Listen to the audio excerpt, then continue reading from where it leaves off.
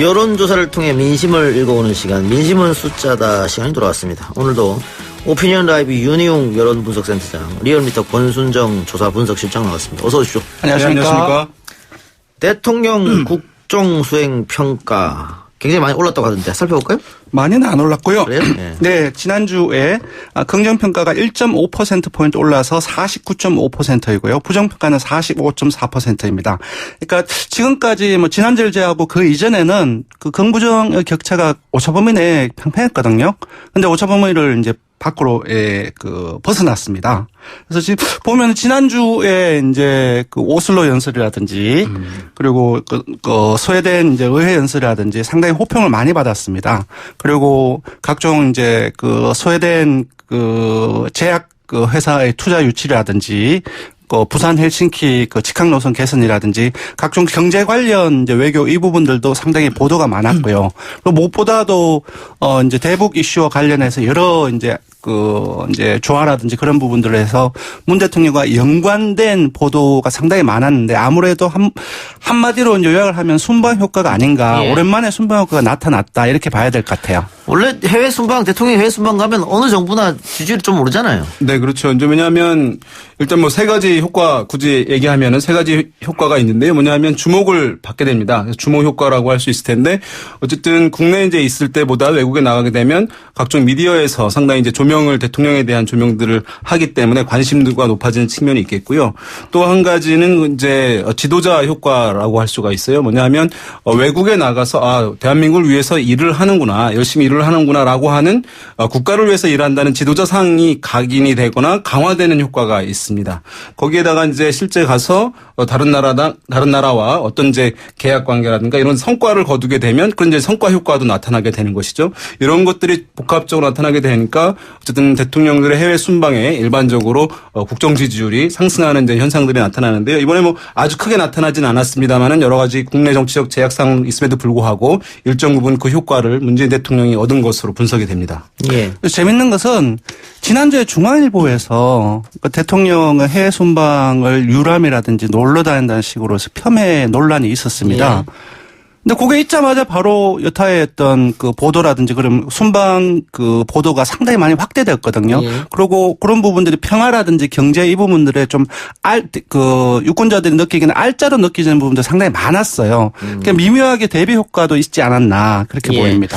그런데 각 당의 그 지지층들 혹은 문재인 대통령을 좋아하는 사람, 싫어하는 사람 이런 분들은 국민이 자기의 어떤 정치적 색깔 또 의견 표명으로서 대통령이 국내에 할 일이 산적해 있는데 놀러 가는 거 아니냐 이렇게 표현할 수 있다고 보거든요. 그렇죠. 그런데 언론사 그것도 대한민국 굴지 언론사에서 대통령 순방을 놀러 갔다고 표현하는 건 좀 제가 처음 본 것 같아요. 네. 그러니까 사실 그거는 보수층에서 시장 바닥이라든지 그런 데서 많이 얘기가 되고 있는 겁니다, 이미. 예. 근데 그것이 제도권의 주요 언론 중에 하나의, 물론 칼럼의 형식으로 다루긴 했지만, 공식적으로, 카드라는 방식으로 이제 집필이 이루어졌었죠. 근데 그럼에도 불구하고 카드라의 형식을 빌어서 그렇게 주장을 한 거거든요. 좀 많이 과했죠. 네. 알겠습니다. 정당 지지율은 어떻게 나타났습니까? 예, 그 이전에 조사 부분을 말씀드리면은요. 지금 말씀드리는 조사는 6월 10일부터 14일까지 조사를 했고요. 전국 19세 이상 유권자 2,510명을 대상으로 했습니다. 무유선, 임의결기, 전화면접, 자동응답 혼용으로 했고요. 표본 오차는 95% 신뢰 수준 플러스 마이너스 2.0%입니다. 정당 지지율은 민주당과 한국당이 같이 조금씩 올랐습니다. 민주당은 41%, 한국당은 31.0%입니다. 정의당은 6.1%, 바른미래당 5.6%, 민평당 2.5%, 그리고 주목할 것은 무당층이 12.2%로 1.8%포인트 내렸는데 요약을 하자면은 무당층이 지난주를 제외하고 그 이전까지 4주 연속 증가를 했어요. 예. 근데 다시 줄어들었습니다. 그리고 줄면서 민주당과 한국당이 조금씩 올랐거든요. 그래서 쭉 무슨 일이 있었는지 보니까 사실 지난주에도 각종 이제 천엽질 이제 막말 논란부터 시작해서 청와대가 이제 국민청원에 대해서 2개에 대해서 답변을 했지 않았습니까? 예. 그 중에 하나는 이제 국민소환제이고 그런 부분들에 대해서 강하게 자유한국당이 반발했습니다. 그리고 곽상도 한국당 의원이 문 대통령을 검찰 고소를 했었죠. 예. 그래서 그러면서 상당히 그 여야 간의 격돌이 있으면서 다시 무당층이 줄어드는 상황. 그리고 각각의 진보층은 민주당으로 그리고 보수층은 자유한국당 쪽으로 이제 이른바 이제 핵심 인연 결집도가 높아지는 그런 현상이 나타났다고 볼 수 있겠습니다. 하지만 중도층에서는 조금 다른 양상입니다. 예. 네. 근데 지금 황교안 대표가 외연 확장해야 된다 이러면서 의원들 입조심해라 막말. 네. 그리고 또 젊은 층, 중도층을 끌어안아야 된다 이런 얘기를 많이 하고 있는데 어떻게 통한다고 보십니까? 여론조사상으로는 안 통하는 것처럼 느껴지는데. 지금 이제 그 리얼미터 조사를 보게 되면은 이제 자기 본인의 이념 성향이 어떠냐에 따라서 이제 지지 정당을 정하는데 예. 보면은 민주당 같은 경우는 한 40%가 넘어요. 중도층에서 민주당을 지지한다고 하는 응답이. 그런데 중도 성향인데 나는 한국당을 지지한다라고 하는 것은 한 6% 정도 되거든요. 근데 이제 중도층이라고 우리가 얘기하는 것들이 사실은 상당히 모호하긴 합니다. 본인이 이제 중도다. 근데 굉장히 이념 성향이 강한 분도 선생님 성향 어떠세요 하면 나는 이제 합리적인 중도.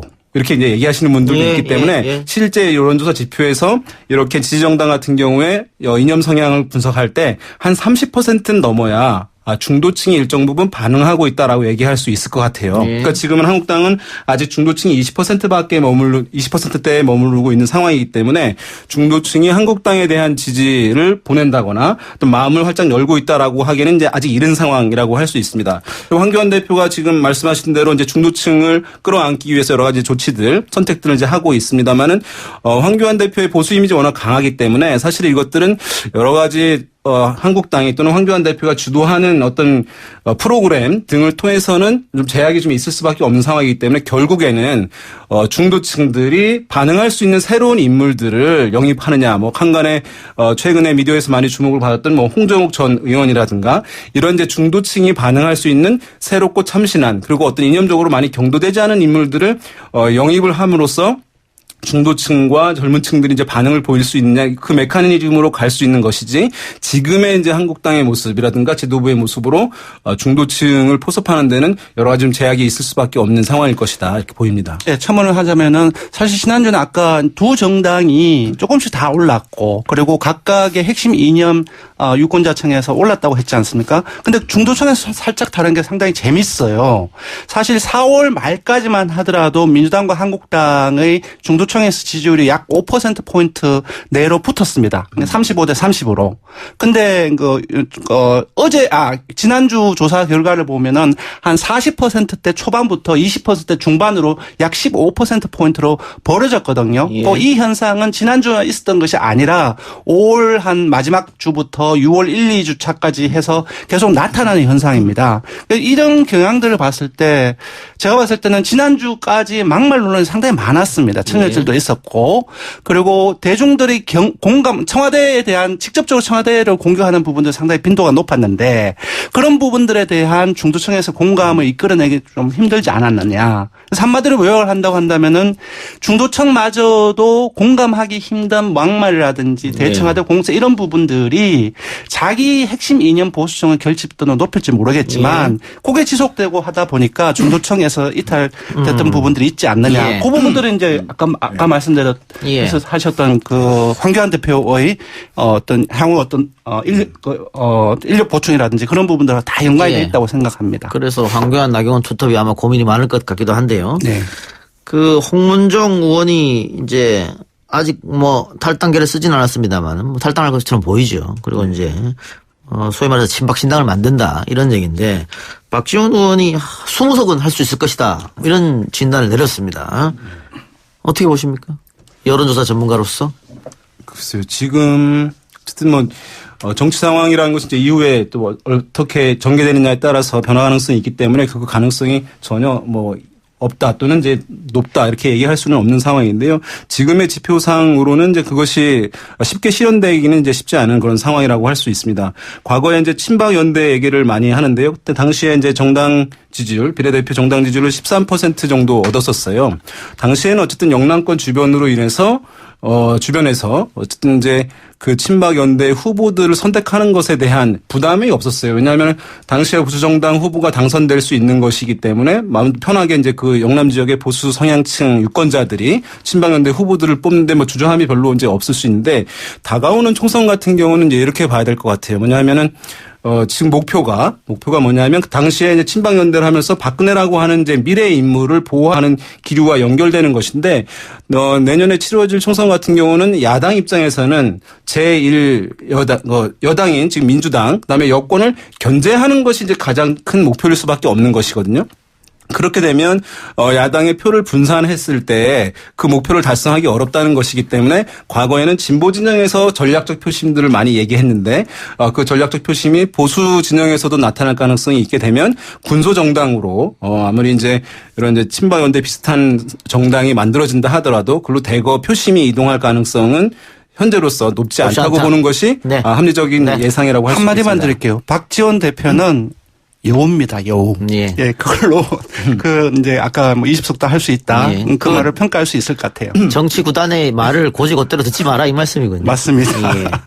그런데 다만 예. 뭐 이제 선거제 개편 얘기가 나오잖아요. 예. 근데 연동형 비례대가 굉장히 확대돼서 이제 적용이 된다라고 한다면 약간 이제 상황은 달라질 부분은 있겠죠. 예. 왜냐하면 지역구 후보에서는 민주당 후보들이 영남 지역에서 약진한다 하더라도 그것을 이제 견제하기 위해서 야당 중에 제일 덩치가 큰 뭐 마청이라고 할 수 있는 자유한국당 후보들을 찍고, 그러나 이제 비례대표를 뽑는 데 있어서는 만약에 보수 성향에 있는 유권자들이 이런 이제 뭐 그것이 신공화당이든 지금의 이제 대한애국당이든 표심을 선택하는 데 있어서 좀 분열 나눠지는 현상들이 일정 부분 나타나면서 의외의 성과가 있을 가능성 완전히 배제할 수는 없겠죠. 연동형 비례대표가 도입이 된다고 하면 소위 말하는 친박신당이 뭐 두 자릿수도 뭐 당연히 가능할 수도 있는 거죠. 수혜를 빚겠죠. 네. 알겠습니다. 다른 얘기 해보죠. 자, 한국당이 국회 개원 협상에 조건 하나 걸었는데 경제 실정 청문회를 열어야 된다. 그렇게 하면은 국회 등원하겠다. 지금 이런 이야기를 했습니다.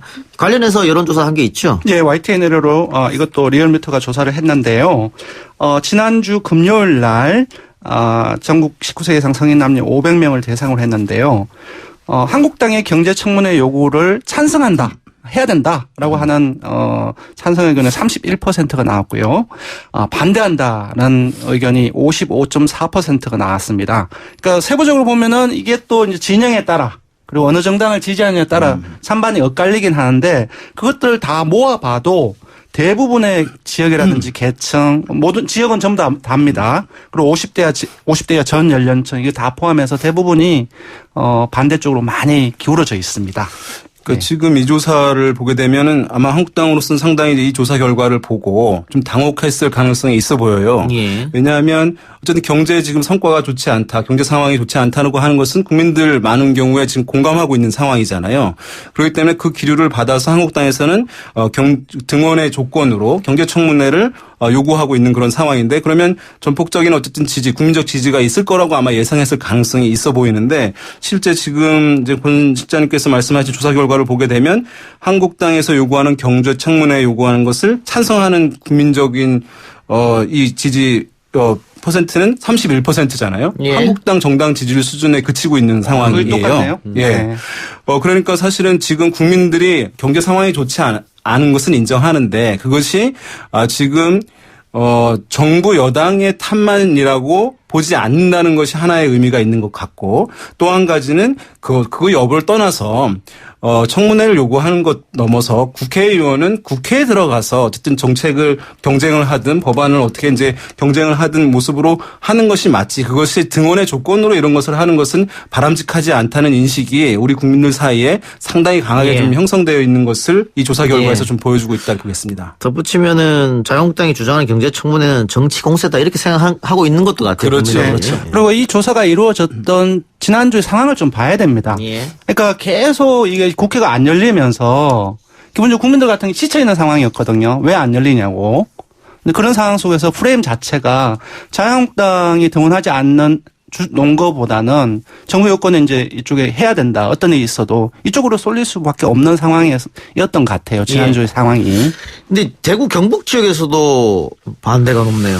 이것도 뭐 이거는 지역으로 하면은 사례 수가 워낙 줄어들기 때문에 조금 감안해서 일부 좀 튀는 부분들도 이제 이건 조사에서 어쩔 수 없는 부분인데 샘플링 조사이기 때문에 예. 또 그런 부분 감안을 해서 보셔야 될 것 같아요. 예. 네.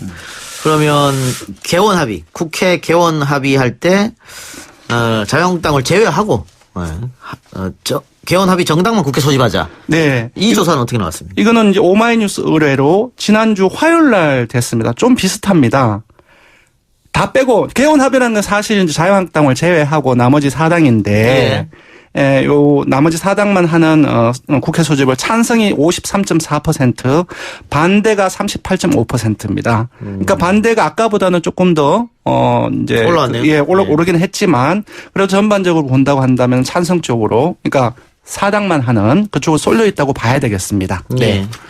이런 조사가 나오면 나올수록 또 그 자유한국당 지도부는 앞으로 어떻게 해야 될 것이냐 고민에 빠질 것 같습니다. 지금 사실은 등원하느냐 마느냐. 그런데 그것은 사실은 답은 정해져 있는 것이군요. 등원을 할 수밖에 없는 것이잖아요. 이제 학생은 학교에 가야 된다. 국회의원들은 국회로 들어가야 된다. 이것은 이제 국민들이 매우 이제 사실은 상식처럼 이제 합의된 인식 틀이거든요. 그것을 깨는 것은 어렵습니다. 그러면 이제 한국당으로서는 여러 가지 조건들을 어쨌든 협상하는 부분들이 있겠습니다만 시기를 사실은 조정하는 문제가 이제 있었던 것인데 지금 너무 시간이 많이 지나게 되면서 한국당으로서는 그러면은 실리를 추구하는 어떤 조건도 획득하면서 국민적 비난을 또 막아내면서 이제 등원하는 방안을 이제 찾아야 되는 것인데 그것이 이제 국민적 비난은 이미 이제 임계치에 와 있는 상황이고 시기는 너무 늦어진 상황이고 예. 이런 상황에서 여당과 협상해서 실리를 얻기 더욱 어려워진 상황이에요. 이런 기류가 확인된 것이니까 그런 면에서 봤을 때 한국당 지도부 상당히 좀 답답한 그런 상황인 것으로 보입니다. 제가 볼 때는 이미 실기를 했었고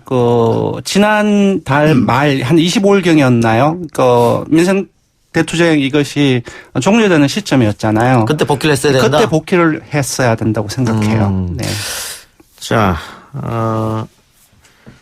또 지금 아마 국민들의 관심사가 윤석열 지검장의 검찰총장 지명입니다. 아직 이거는 오늘 결정됐기 때문에 네. 여론조사를 하지 않았습니다만 앞으로 하겠죠. 네. 당연할 것입니다. 어떻게 예측하십니까? 국민 여론이 어떻게 움직일 것이다. 그래도 아무래도 그 윤석열 지검장이 스타 검사이기 때문에 그렇죠. 네. 조금 찬성 지지가 더 많지 않을까 생각합니다. 물론 보수 야당 입장에서는 여러 가지 적폐청산에 있어서 윤석열 지검장이 상당히 어쨌든 전면에 나서서 이 일을 진행해 온 것이기 때문에 여러 가지 정치적 탄압이 있었다. 또 앞으로 정치적 탄압이 더 심해질 것이다. 야당 탄압이 심해질 것이다라고 하는 그런 이제 생각을 갖고 있고 또 그런 이제 공세들을 할 것으로 보이긴 하는데요.